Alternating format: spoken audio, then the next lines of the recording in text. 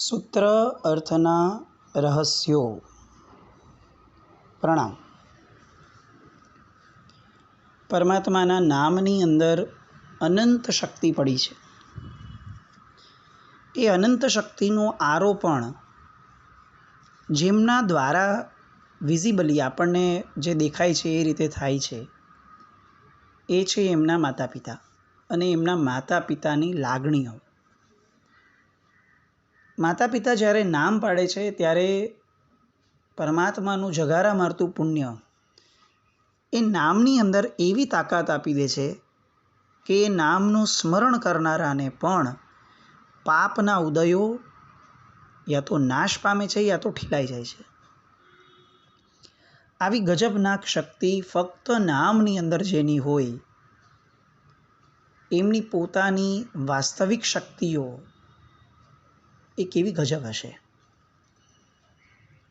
એટલે એવા પરમાત્માના નામો કયા કારણથી પડ્યા અને કયા એવા પ્રસંગો બન્યા કે જે પ્રસંગોમાં આ તીર્થંકર પરમાત્માઓને આ નામ આપવામાં આવે, આવું એમના માતા પિતા આદિને સૂઝ્યું. એ પ્રસંગોની આપણે વાતો કરી રહ્યા છીએ. કુંથનાથ ભગવાન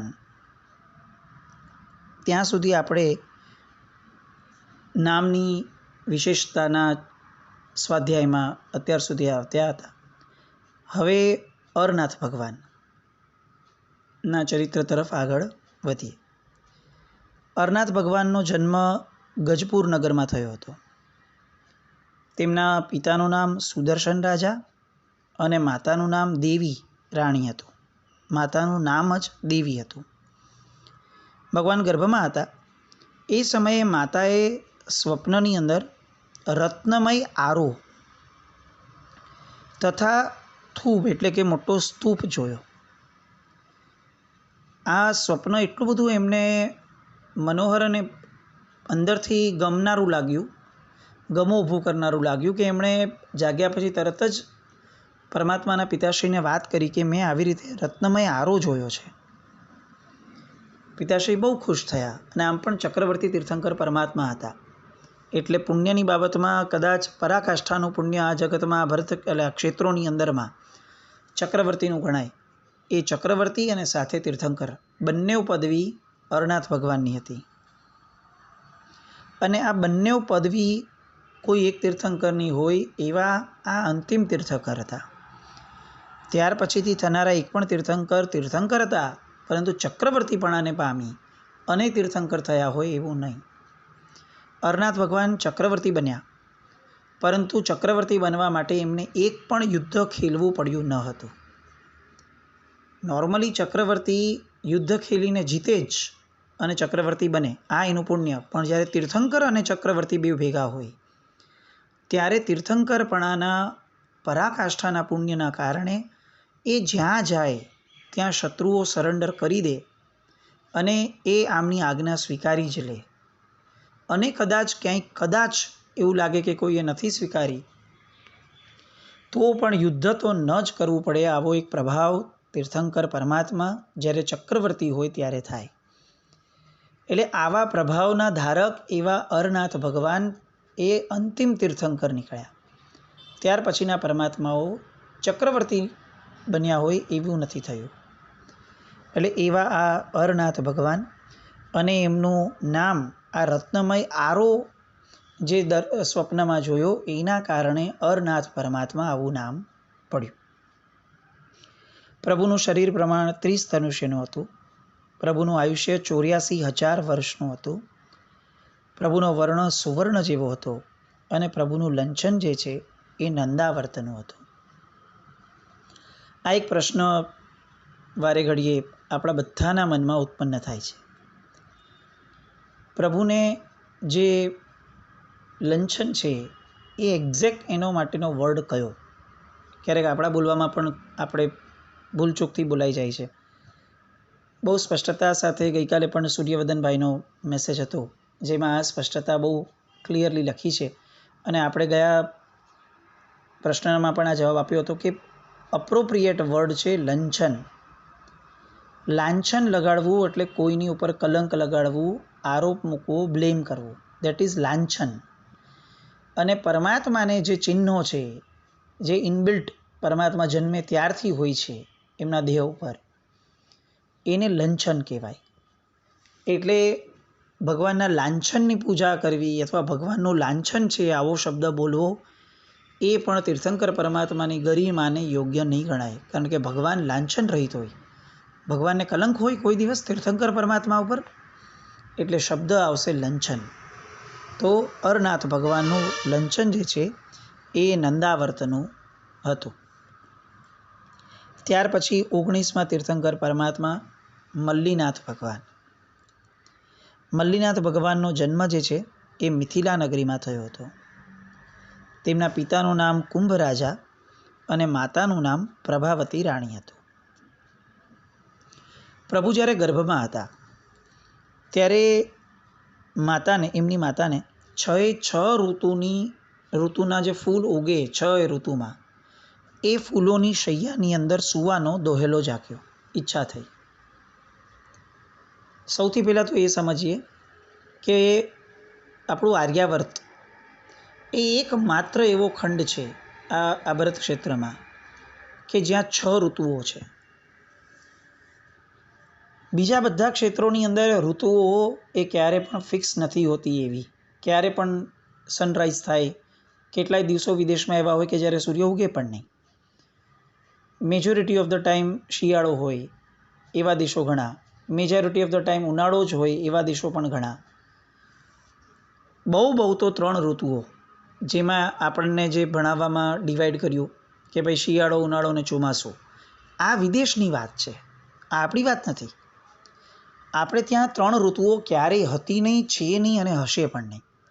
આપણે ત્યાં 6 ઋતુઓ હોય છે અને દરેક ઋતુના વાતાવરણ, આબોહવા પ્રમાણે, ટેમ્પરેચર પ્રમાણે કેટલાક પુષ્પો ઉગે છે. અત્યારે જે જેનેટિકલી મોડિફાઈડ પુષ્પો અને ફ્રૂટ્સ વગેરે અને શાકભાજી વગેરે આપણે ઉગાડતા થઈ ગયા, જેના કારણે 12 મહિના બધું જ મળે, આ બધું વિકૃતિના કારણે ઊભું થયેલું અને વિકૃતિ જન્માવનારું છે. અને એટલે જ અનેક અઢળક દેશોએ હવે જેનેટિકલી મોડિફાઈડ વસ્તુઓના વિરોધમાં આવી અને એના ઉપયોગ ઉપર બહુ મોટો કાપ મૂકવાની ભલામણો પણ ચાલુ થઈ ગઈ છે. સો જેનેટિકલી મોડિફાઈડ વસ્તુઓ એ અંદરમાં શરીરમાં જઈ અને વિકૃતિ ઊભી કરે. તો કઈ વસ્તુઓ વિકૃતિ ઊભી ન કરે? જે કુદરતી રીતે ઉગી હોય તે. તો કુદરતી રીતે ભારતની અંદર કયા પુષ્પો ઉગતા હતા? તો કે 6 ઋતુના અલગ અલગ પ્રકારના પુષ્પો હતા. એક ઋતુમાં જે ઉગે એ જરૂરી નથી કે બીજી ઋતુમાં ઉગે. આ બધું નોલેજ આપણને હોવું બહુ જરૂરી છે, કારણ કે આપણે ભારતમાં છીએ, આર્ય દેશમાં છીએ. આ બધું વિદેશી સંસ્કરણ, વિદેશી જ ભણતર કર્યું, એ આપણી બહુ મોટી મોકાણ છે કે આપણને આપણા દેશનું કાંઈ ખબર નથી અને વિદેશો પ્રમાણે આપણે ભણી અને આપણા દેશની વિશેષતાઓને આપણે સમજી નથી શકતા અને એટલે આપણને દેશનું ગૌરવ નથી થતું. અહીંયા પ્રભાવતી રાણીને એ 6 ઋતુના પુષ્પો જે છે એની શૈયા બનાવી અને એની ઉપર સૂવાનું મન થયું. હવે 6 ઋતુના પુષ્પો એકસાથે ઉગે કેવી રીતે? શક્ય જ નથી. એટલે રાજાએ ઘણો પ્રયત્ન કર્યો, પરંતુ એ એમનાથી પોસિબલ થયું નહીં. પરંતુ આ તો તીર્થંકર છે ગર્ભમાં, એટલે એમનું સાન્નિધ્ય કરવા માટે હંમેશા ઇન્દ્ર વગેરે દેવતાઓ જે છે એ સતત એમના ઉપર લક્ષ્ય રાખતા હોય. પિતાશ્રીને એમના જે પુરુષાર્થો કરવા હતા એ બધા કરવા દીધા. એ બધો સમય પૂરો થઈ ગયો અને પિતાશ્રી એમના હાર્યા કે હવે તો મારથી નહીં થઈ શક્યા. એ પછી દેવતાએ આવી અને એક રાત્રિએ માતાશ્રી જ્યાં સૂતા હતા એ શૈયાની અંદર 6 ઋતુના પુષ્પો જે છે એના દ્વારા આખી શૈયા ઊભી કરાવી. આ રીતે માતાનો દોહેલો પૂરો થયો અને માતા અને પિતા બીજે દિવસે બંને વિચારે છે કે આ કેવા પરાક્રમી પુત્રીની માતા આપણે છીએ, કેવું ગર્ભની અંદર કેવું પરાક્રમી બાળક અંદર હશે કે એના પરાક્રમથી દેવતાઓ સાનિધ્ય કરવા આવવું પડ્યું. પરાક્રમી બાળક માટે મલ્લ શબ્દ વપરાય. મલ્લ એટલે એકદમ પરાક્રમી અને બળવાન. મલ્લીનાથ ભગવાન એ સ્ત્રીપણે જન્મ્યા છે, એટલે પરમાત્માનું નામ પડ્યું મલ્લી. જે અતિશય એવા પરાક્રમી કે જેમના પરાક્રમની આગળ દેવતાઓએ પણ સાન્નિધ્ય કરવું પડે અને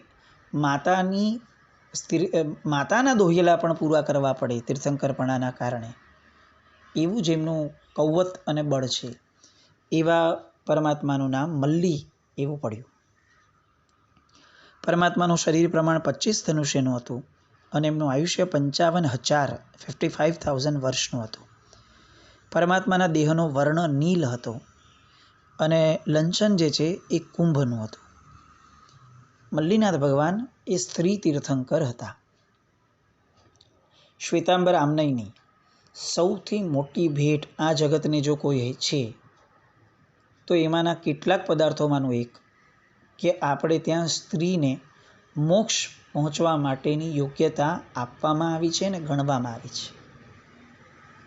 સમાનતાની પરાકાષ્ઠા એટલે શ્વેતાંબર સંપ્રદાય. કોઈ પ્રકારની ભેદની ધારણા નહીં.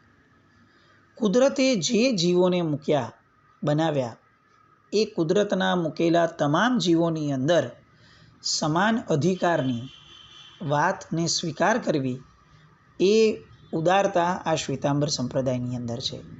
અને એના સૌથી મોટા પ્રતીક સ્વરૂપે આપણે જો આ કોઈ વસ્તુને ઉપસાવી શકીએ તો એ છે કે આપણે ત્યાં તીર્થંકર પણ સ્ત્રી તરીકે જન્મ્યા હતા.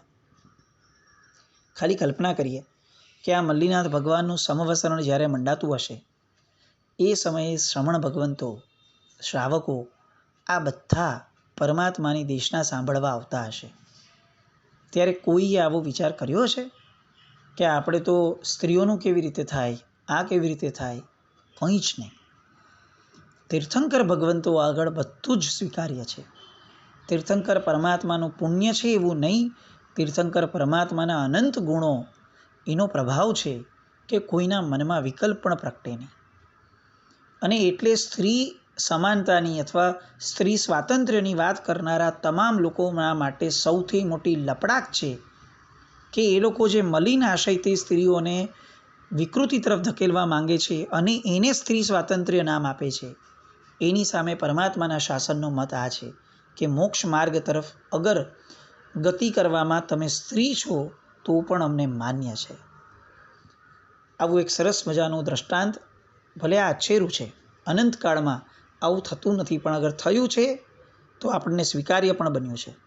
બીજા સંપ્રદાયોમાં ક્યાંક ને ક્યાંક આ સ્વીકારવાની વાત નથી.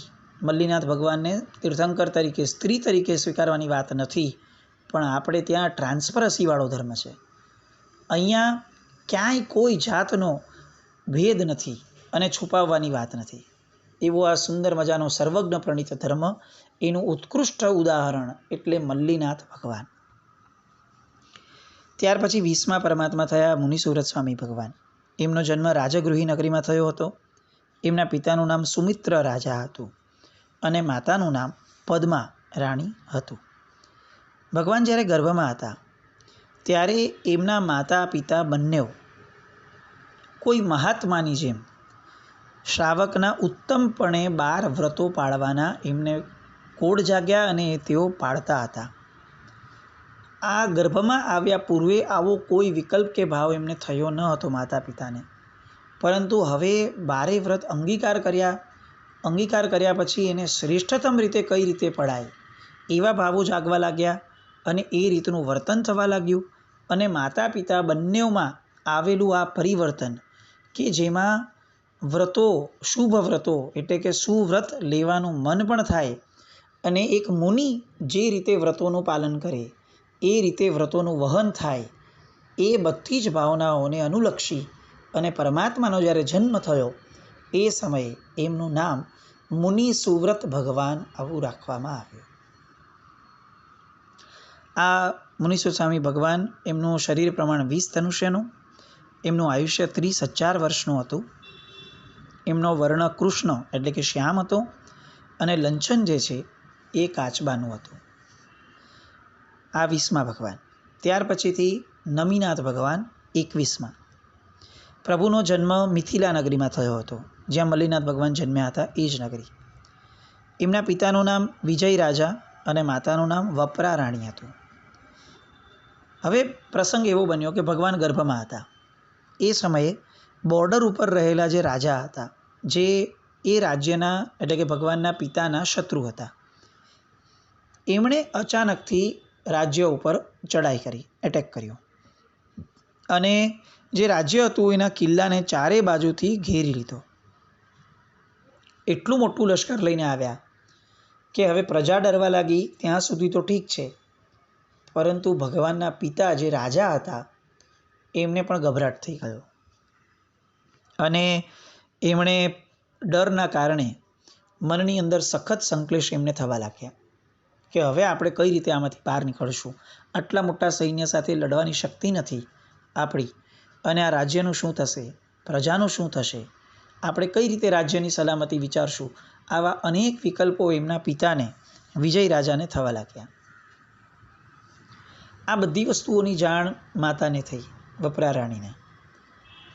અને વપરા રાણીએ ગર્ભના પ્રભાવના પરાક્રમના ભાવથી તેઓ રાજ્યનો જે આપણો મહેલ હતો, રાજમહેલ, એ રાજમહેલના અગાસી ઉપર, ટેરેસ ઉપર આવ્યા, કિલ્લા ઉપર ચડ્યા અને કિલ્લા ઉપર ચડી અને જે શત્રુઓ હતા બહાર ઊભેલા એમને ફક્ત વાંકી નજરથી જોયું, કરડી નજરથી. આપણે જેને ઘણીવાર કહીએ કે કોઈની ઉપર આપણને જ્યારે ગુસ્સો હોય અને ત્યારે આપણે કઈ રીતે અલગ નજરથી એમને ખાલી જોતા હોઈએ, કંઈક બોલવાના કે કરવાના નથી, ફક્ત એની ઉપર એક નજર ફેરવીએ. આવી રીતે વાંકી નજરથી ફક્ત એ શત્રુઓને જોયા. એમાં આ શત્રુઓની ઉપર એટલી મોટી અસર થઈ રાજા ઉપર કે પેલો રાજા તરત જ સૈન્ય સાથે આવી અને રાજાના પગમાં પડ્યો અને રાજાની માફી માંગી કે અમારાથી ભૂલ થઈ, અમને માફ કરો. રાજાએ કીધું કે આમાં મારું કંઈ નથી, તમે રાણીમા પાસે જાઓ. એમનો આ બધો પ્રભાવ છે, એમના ગર્ભમાં રહેલા બાળકનો. અને આખા સૈન્ય સાથે પેલો શત્રુ રાજા એ રાણી પાસે આવ્યો અને એમણે આ વપરા રાણીને વિનંતી કરી કે અમને માફ કરો. અને છેવટે એમણે પગે લાગ્યા રાણીબાને અને ત્યારે વપરા રાણીએ એમના માથે હાથ મૂક્યો અને એમને માફ કર્યા. આખું સૈન્ય એ સમયે ભગવાનના માતાને અને ભગવાનના રાજ્યને ઝૂક્યા, એ જે નમ્યા. અને આ આશ્ચર્યકારી ઘટના બની કે જે યુદ્ધ કરવા જ આવ્યા હતા એ લોકો ફક્ત માતાની નજરથી ઝૂકી ગયા. એના કારણે ભગવાનનું નામ નમીનાથ ભગવાન આવું પડ્યું. આ ગર્ભનો કેવો ગજબ પ્રભાવ કહેવાય કે ફક્ત માતાની એક નજર પડી અને શત્રુઓ ડરી ગયા. આવા પરાક્રમી ભગવાન. એમનું શરીર પ્રમાણ 15 ધનુષ્યનું, આયુષ્ય 10,000 વર્ષનું અને સુવર્ણ જેવો વર્ણ અને નીલકમલનું લંચન હતું. ત્યાર પછી નેમિનાથ ભગવાન, અરિષ્ટ નેમી ભગવાન. શૌરીપુરી નગરીમાં જન્મ થયો. પિતાનું નામ સમુદ્ર વિજય રાજા, માતાનું નામ શિવાદેવી રાણી હતું. પ્રભુ ગર્ભમાં હતા ત્યારે માતાએ સ્વપ્નની અંદર અરિષ્ટ એટલે કે કાળા રત્નની રેલ દીઠી અને આકાશમાં ઉછળતું ચક્ર જોયું. એના કારણે આ ગર્ભનો પ્રભાવ હશે એવું વિચારી અને અરિષ્ટ નામનું રત્ન જોવાના કારણે ભગવાનનું નામ અરિષ્ટ નેમી આવું રાખવામાં આવ્યું. આપણે એમને નેમિનાથ ભગવાન તરીકે પણ બોલાવીએ છીએ. આ બે જ નામો ભગવાનના છે, અરિષ્ટ નેમી અને નેમિનાથ. એમાં પણ નેમિનાથ ભગવાન આપણે બોલાવીએ છીએ, માતાએ પાડેલું નામ અરિષ્ટ નેમી ભગવાન હતું. એમનું શરીર પ્રમાણ 10 ધનુષ્યનું, આયુષ્ય 1000 વર્ષનું, વર્ણ શ્યામ હતો, લંચન જે છે એ શંખનું હતું અને પ્રભુ બાલ બ્રહ્મચારી હતા. લગ્ન કર્યા વગર પ્રભુએ દીક્ષા લીધી હતી. ત્યાર પછી પાર્શ્વનાથ ભગવાન. એમનો જન્મ વારાણસી નગરી એટલે કે કાશી નગરીમાં થયો. પિતાનું નામ અશ્વસેન રાજા, માતાનું નામ વામારાણી. ભગવાન ગર્ભમાં હતા ત્યારે માતાએ અંધારી રાત્રિમાં પોતાની પાસેથી સર્પ જતો દીઠો અને સર્પના જવાના માર્ગની વચમાં રાજાનો હાથ હતો. એ રાણીએ ઊંચો કરી દીધો. રાજા અચાનક જાગ્યા કે તમે મારો હાથ કેવી રીતે ઊંચો કર્યો, કેમ ઊંચો કર્યો? એટલે રાણીએ કીધું કે આ સર્પ જતો હતો ને એના માર્ગમાં તમારો હાથ ન આવી જાય એટલે ઊંચો કર્યો. અને પિતાએ પૂછ્યું કે તમને આટલા અંધારી રાત્રિમાં મને જોવો દેખાતું નથી ને તમને અચાનક આ સર્પ કેવી રીતે કાળો સર્પ દેખાઈ ગયો? ત્યારે રાણીએ કીધું મને ખબર નથી, પણ મને એવું લાગે છે કે આ ગર્ભનો પ્રભાવ હશે. એટલે પોતાની પડખે જે હાથ હતો એ હાથ ઊંચો કર્યો એટલે એનું નામ પાર્શ્વ, પડખા અને પાર્શ્વ કહેવાય. એટલે પાર્શ્વનાથ આવું નામ ભગવાનનું રાખવામાં આવ્યું. એમનું શરીર પ્રમાણે 9 હાથનું, આયુષ્ય 100 વર્ષનું હતું, વર્ણ નીલ હતો અને લંચન જે છે એ સર્પનું હતું. 24માં વર્ધમાન સ્વામી ભગવાન. ક્ષત્રિયકુળ નગરમાં જન્મ થયો હતો. પિતાનું નામ સિદ્ધાર્થ રાજા, માતાનું નામ ત્રિશલા રાણી. ગર્ભમાં આવ્યા ત્યાર પછીથી રાજ્યની સમસ્ત વૃદ્ધિઓ વૃદ્ધિ પામવા લાગી. ધન ધાન્ય આદિ ભંડારો વધવા લાગ્યા અને દેશનગર આદિમાં પણ વૃદ્ધિ થઈ. બધા લોકો રાજાની આજ્ઞામાં વર્તવા લાગ્યા. આ બધો ગર્ભનો પ્રભાવ હોવાના કારણે ભગવાનનું નામ વર્ધમાન સ્વામી પાડવામાં આવ્યું. પ્રભુનો વર્ણ સુવર્ણ જેવો હતો, લંચન જે છે એ સિંહનું હતું અને આયુષ્ય 72 વર્ષનું અને શરીર પ્રમાણ 7 હાથનું હતું. આ રીતે 24 પરમાત્માના નામો અને એમના ટૂંકમાં વર્ણન આપણે જોયા. લોગસની અંદર ભાવ વૃદ્ધિ થાય એ માટેનો આ પ્રયાસ હતો. બીજી એક વિશેષ વસ્તુ, આપણે સ્વાધ્યાય એ આપણો પ્રાણ ગણાય પરમાત્માના શાસનનો. આપણે લોગસ્થ સુધી પહોંચી ગયા પણ કદાચ એવું બની શકે કે આપણે નવકારના સૂત્રાર્થમાં ક્યાંક પાછા ઉણા ઉતરી ગયા હોઈએ. એટલે નવકારના અર્થના જે ઓડિયોઝ છે એના પરથી કેટલાક પ્રશ્નો તૈયાર કર્યા છે. એ પ્રશ્નો અને ઓડિયો ફરીથી અહીંયા પોસ્ટ કરવામાં આવે છે. એ ઓડિયોને ફરીથી એ રીતે સાંભળીએ કે જે રીતે આ પ્રશ્નોના ઉકેલ લાવી શકીએ. કોઈ કોમ્પિટિશન નથી, પણ આપણે ઊંડાણપૂર્વક અને ગંભીરતાપૂર્વક શ્રવણ કરીએ એ માટેનો આ નાનકડો પ્રયાસ છે. તો ખાસ આ પ્રશ્નો મૂકશું અહીંયા અને થોડાક દિવસમાં આવતા રવિવારે ફરીથી એના ઉત્તર લખી દઈશું. પરંતુ દરેક જણ પોતાનો સંનિષ્ઠ પ્રયાસ કરી અને નવકારના અર્થની અંદર ઊંડાણમાં ઉતરવાનો પ્રયત્ન કરે એવો માત્ર આ આશય છે. બીજો કોઈ આશય આમાં છે નહીં. જીન આજ્ઞા વિરુદ્ધ કંઈ પણ બોલાયું હોય તો મિચ્છામી.